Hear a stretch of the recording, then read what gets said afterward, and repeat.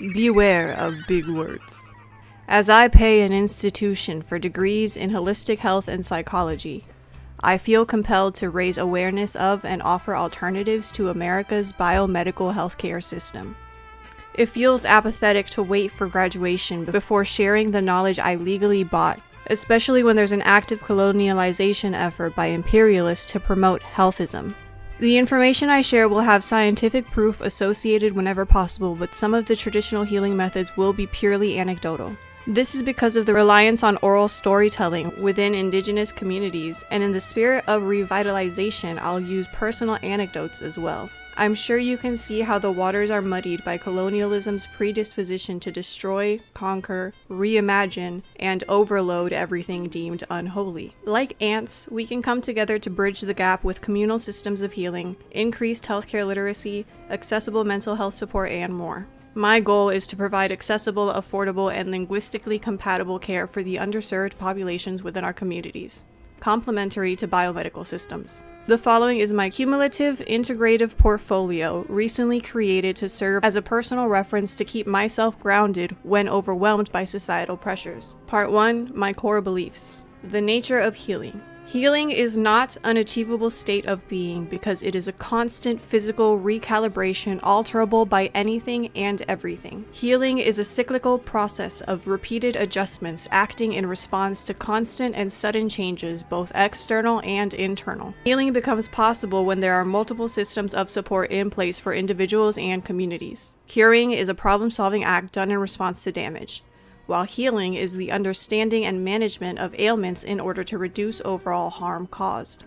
The body and mind. I believe the body's role is to maintain homeostasis while communicating its experience in the physical realm through the nervous system, to the brain's psychological realm, and back. The mind's connection to physical recovery can be explained through feedback loops, and the biological reactions can be observed with emotions or thoughts. Excessive and debilitating levels of stress impacts the healing system by constantly telling the body to activate adrenal glands, tense up muscles, pump blood faster, breathe harder, and more. My role as a practitioner/human. What I bring to a healing situation is patience, understanding, and creative problem solving to offer support for people during setbacks, stagnation, and forward movement. I cannot fix someone, but I can help them understand what's going on and offer therapeutic practices or accessible resources.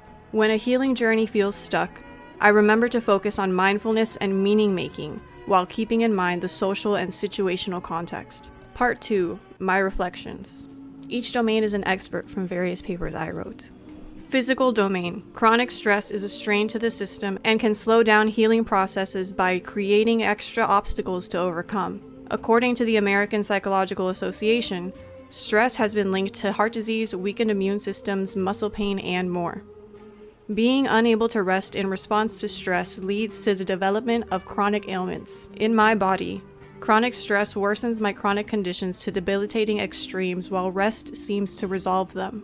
Sleep is a large contributing factor to recovery and regulation because it is fundamental to the entire human body. I believe sleep hygiene is an important part of recovery and regulation for living organisms. My analytical insights. This is important because of how powerful the effects of chronic stress can be. Being able to understand how behaviors and emotions affect homeostasis helps guide self-awareness towards exacerbating factors. Sleeping is an important part of recovery and needs to be highlighted.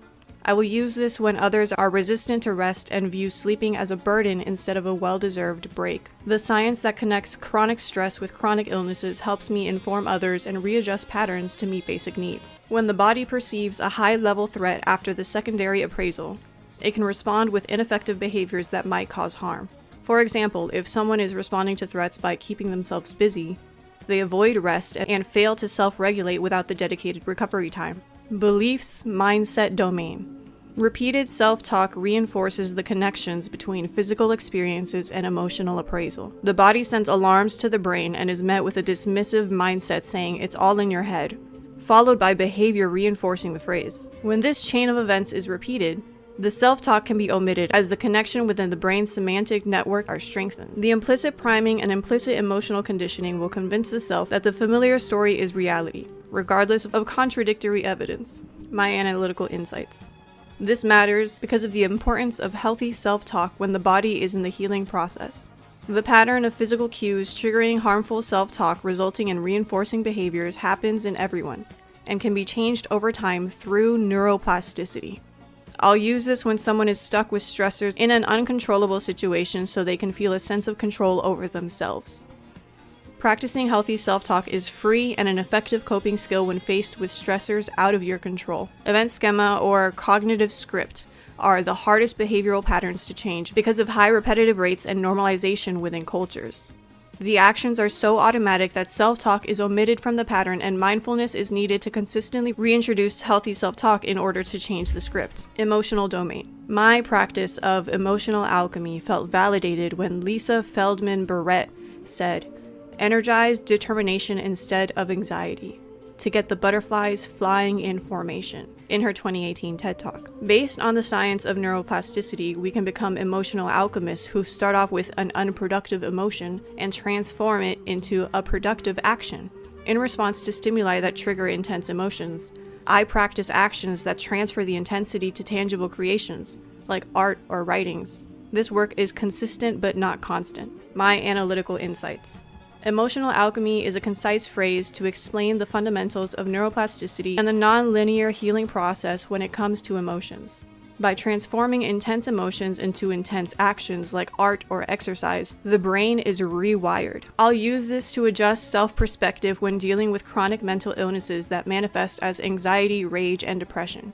Depression is the hardest to transform into a productive action because of its inherent nature, but it can be done. When someone knows that stress is largely in the eye of the beholder, they can better understand how meaning and interpretation of an event affects the amount of stress felt. It also helps reduce guilt and shame associated with experiencing stress in response to an environment others feel safe in. Social relationship domain. I enjoyed learning that bodies exist within context and should be approached with that knowledge in mind. Feeling disconnected tends to affect physical tension as the mind may overcompensate to feel awareness of the space it exists in. The emotional state can feel unpredictable and random because its isolated thinking reduces the field of observation. Environmental, social, and physical triggers will be overlooked to prioritize the internal factors at play. Exclusion is known to negatively influence an individual's ability to stay resilient by taking away key factors making up the interconnected web of healing. Relationships and community are integral to the healing process. Being isolated by individualistic Western culture has decreased our ability to bounce back because it's removed access to these vital support systems. My analytical insight. This is important because most healthcare professionals ignore the context that bodies exist in. The separation of psychosocial factors from each other and biology leads people to isolate symptoms as individual challenges instead of an interconnected pattern of messages. I will use this to help educate others and offer accessible options that support quality of life, since America's healthcare system fails the global majority.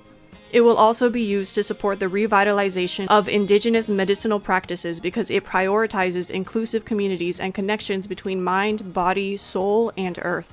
Since behavior is a result of situations and persons, we cannot fully support the healing process without addressing both. The Western emphasis on blaming internal factors while ignoring situational factors has created a harmful culture of personal fault for systemic issues. Meaning purpose domain. We can gently reframe the mind as being one part of many systems affecting the body that's state is altered by stress, regardless of stimuli. While the symptoms could originate only from the mind, it never stays there, and it can affect all parts of life and living. Reality is subjective to the individual, so what is real to you is not real to others. The body and brain prefer relying on its own information to decide how to respond, so it makes sense that anything can trigger a stress response in anyone. The self needs to be calmed instead of dismissed for this reaction so recovery can begin. My analytical insights. This is important because meaning and purpose affect the interpretation of stressors. It also validates people's experiences when the body perceives common stimuli, like loud noise, as high-level threats and trigger the stress response. I'll use this when interacting with mental illnesses like OCD, ASD, GAD, and BPD, and more by acknowledging the subjective reality as being real while prioritizing emotional regulation. When appropriate, I can gently offer reinterpretations of stressors from an outside perspective to show examples of reframing experiences to reduce stress. Showcasing prototypes of this concept with healthy language will influence the semantic network by spreading activation and incorporating new information. Reinforcement with frequent repetition strengthens its connections within the semantic network and can weaken unhealthy concepts at the same time. Identity domain. The change to identity after a difficult experience is inevitable and cannot be avoided. Part of the experience includes a shattered sense of self, and it cannot be healed with avoidance or denial.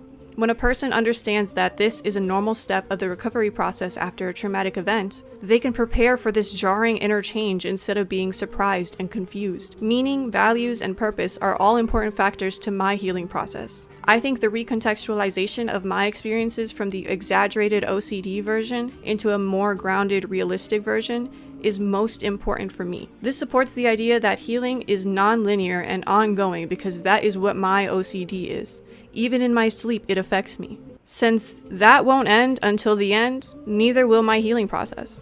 My analytical insights. This is important because identity changes after difficult experiences are normal and often swept under the rug.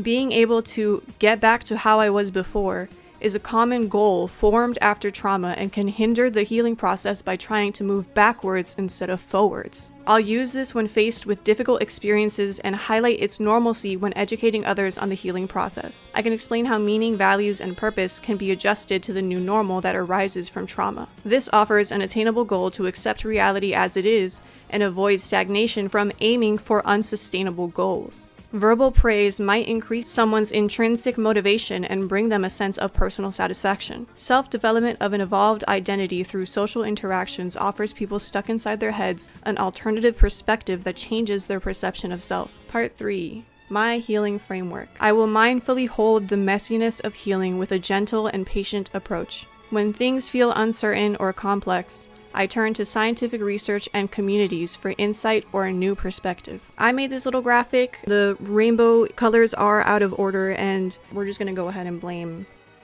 somebody else. That's not me. This framework is visually hierarchical, but maybe the backwards order of rainbow colors is symbolic of the fact that even though there is an order to this, it's not hierarchical. It's not like a staircase. It's not steps that you take. It just is.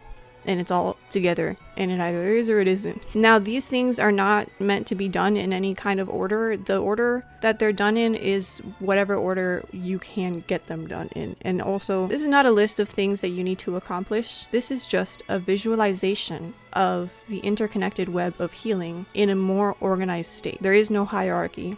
There is no step 1, 2, 3. Self-awareness, medicine, body, and biology. Security, housing, nutrition, and movement. Thoughts, emotions, mind, psychology. Beliefs, identity, meaning, interpretation.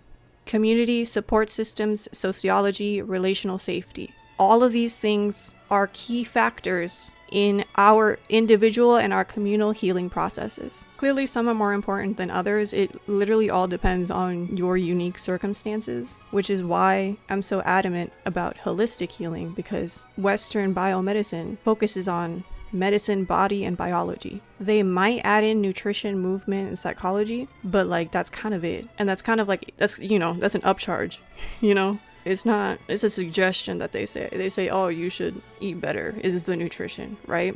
But the medicine, body, biology, we are limited to such a small subsection of healing and completely ignoring all of the rest when everything's connected. If your mind is messed up, your body's going to be messed up. But if you're only focusing on your body, then what? Part 4, when it gets hard. The 3 core truths about healing I will return to when bombarded by trends or propaganda are interconnectivity, neuroplasticity, and homeostasis. Everything is always connected, and the body is constantly recalibrating its systems to adjust. The brain is a malleable muscle in charge of everything, and physical changes occur in response to thoughts or emotions. Perspective.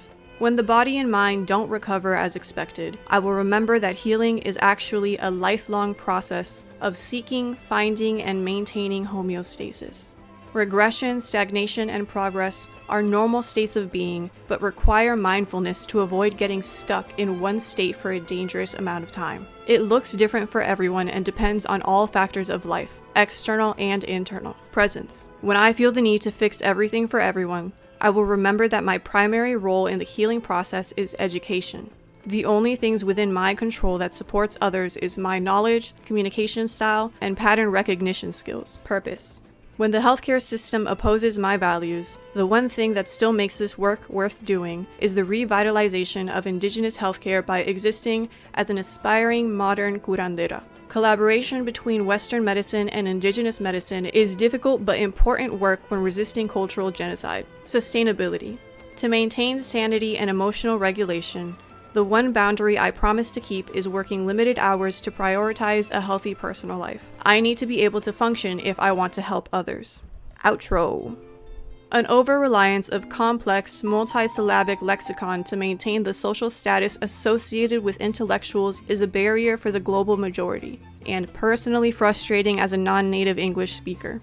My intention with creating a public video of my healing framework is to vaguely introduce myself and exemplify my capabilities as a scholar and professional consultant. As a main focus of my goal is to increase the accessibility to healthcare for all, I choose to speak casually about these complex topics and invest time into ensuring the other party understands and retains the information communicated. While the simplification of rhetoric is viewed as unprofessional in Western cultures, many professionals challenge this by proudly decentralizing colonialism and revitalizing ancestral practices with culturally specific language. By getting rid of the elaborate verbiage used for such complex concepts, it dismantles one of the many barriers used to limit the spread of information within the proletariat and its related social classes. This choice supports my own needs for maintaining a sustainable practice because it is personally exhausting and overwhelming to speak in this format for extended periods of time. Something intimidating, like a student research paper, can be transformed into consumable forms of media tailored for a time-poor population seeking comfort through bourgeoisie-controlled channels of socialization. This systemic social disconnect has led to a change in our learning behaviors where reading an article is more challenging than passively listening to an hour-long podcast about true crime during the daily work commute. My intention is to offer support for all of us who are overwhelmed from surviving late-stage capitalism and have limited resources for engaging with educational content. As I yearn for a liberated Boriken with public systems that provide adequate healthcare, water, electricity, and other basic human needs for a population under centuries of occupation and biochemical warfare, I choose to focus on what is within my control, as I have no other choice. As a drop in the ocean, I would like to make my contribution something that I deem worthwhile. And after having many conversations within my community, I noticed how little people knew about our healthcare system, about how to manage it, about how to navigate it, about what it is, about what things mean, about why they do things. This, for some reason, is a specialized skill that I have earned from decades of being sick and having very little respect for authority figures that don't do their jobs. I don't know, I'm not really good at intros and outros. Like, I gotta figure out like a way to say goodbye without me having to say goodbye. Like, comment, subscribe, share below. Thanks for coming to my TED Talk. I will see you never. Unless you subscribe, then I will see you at home.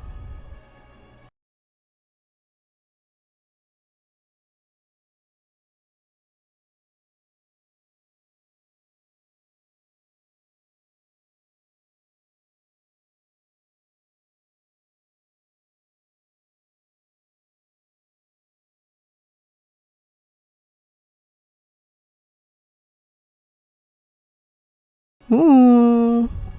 Or like next week or something. I don't know. Don't ask me what my schedule is, because I'm not her.